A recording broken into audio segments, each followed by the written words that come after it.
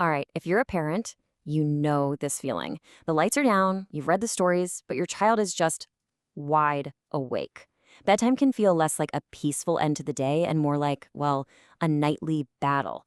It's an incredibly common struggle, but that doesn't make it any less stressful. And right in the middle of all that stress, you start to wonder, right? Is this just a normal kid thing, a phase they'll grow out of? Or is there something more going on?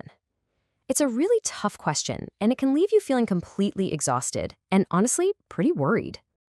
Okay, so let's try to get some clarity here. In this explainer, we're going to break down what pediatric specialists say to help you tell the difference between a little sleep hiccup and a persistent problem that might need a closer look. The goal here is simple. Find some answers. First things first, and this is a big one, you are so not alone in this. Sleep challenges are practically a universal part of being a parent. So let's start by just getting a handle on what's considered normal when it comes to kids and sleep. I mean, just look at this list. This is part of why it can feel so overwhelming. We're talking about everything from that classic bedtime resistance, you know the one, the endless requests for one more drink of water, all the way to things like waking up all night, restless sleep, or even night terrors. It's a huge spectrum, and it just shows how many different ways sleep can get off track. So here's the crucial part, figuring out if what you're seeing is an occasional thing or something more. Think of it like this. On one hand, you've got temporary disruptions. They don't last long and are usually tied to something obvious, like you're traveling, or your kid has a cold. But on the other hand, you have these persistent patterns that go on for weeks, maybe even months, without any clear cause. That's when it can really start to affect their growth and their learning. So how do you know? When is it time to stop just watching and waiting and actually get some advice? This next part is all about giving you some clear, concrete signs to look out for. Okay, here's a hard number for you. 1 hour. Now, we're not talking about that one night after a super exciting birthday party.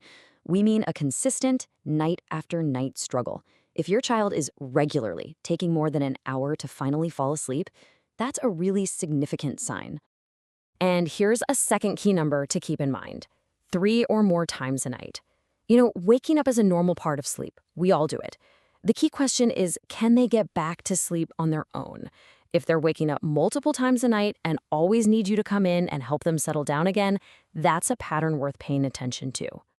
But it's not just about the clock. There are other really critical signs you need to listen. Is there loud, constant snoring? Do you ever notice little pauses in their breathing? And then look at how they are during the day. Are they super irritable, hyperactive? Are they struggling to pay attention at school? Remember, a bad night's sleep doesn't just stay in the bedroom. It follows them all day long. So what if some of those signs are sounding a little too familiar? What happens next? The whole idea of a doctor's visit for sleep can feel intimidating, but it's really a very supportive process that's just designed to help your family find a solution. A consultation is really just a conversation.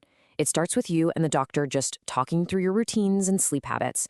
Then they'll do a physical exam to rule out anything obvious, like allergies or reflux. From there, it's about exploring the possibilities and, most importantly, coming up with a strategy together. This is not about being judged, it's about partnership. All right, let's switch gears and do a little rapid-fire round.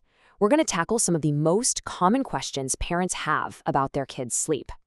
This has got to be the number one question. I mean, with all the different opinions out there, it's so easy to second-guess yourself and wonder if your child is really getting enough sleep. Well, the guidelines from the experts are actually pretty clear. For younger kids, you're aiming for a solid 10 to 12 hours a night. Once they hit those teenage years, that number adjusts to about 8 to 10 hours. It's just a really helpful benchmark to have in the back of your mind. Ah, yes, snoring. This is another big one. You hear those little rumbles and wonder, is that cute or is that a concern? Here's the deal. It really comes down to how loud it is and how often it happens. A little soft snore every now and then, especially if they have a cold, totally normal. But if your child is snoring loudly every single night, that's definitely something you want to bring up with your doctor. Okay, you've probably heard this term thrown around a lot. Sleep hygiene. It sounds so official, but what does it actually mean for you and your kid? It's actually way simpler than it sounds. Sleep hygiene is just the collection of healthy habits you build around bedtime. Think of it as sending little signals to your child's brain that it's time to wind down. This means having a consistent routine, turning off screens at least an hour before bed, and making sure their bedroom is a calm, cool, and dark little sanctuary. When you boil it all down, it comes back to this one powerful truth. Healthy sleep is not a luxury. It's not just about avoiding a cranky kid in the morning. It is a biological need. It is absolutely vital for their physical growth, for their emotional well-being, for everything. So, as we wrap up, let's just end with this question. This isn't about changing everything all at once, because that's just overwhelming. It's about finding one small, totally manageable step. Maybe it's reading one extra book. Maybe it's dimming the lights just 10 minutes earlier.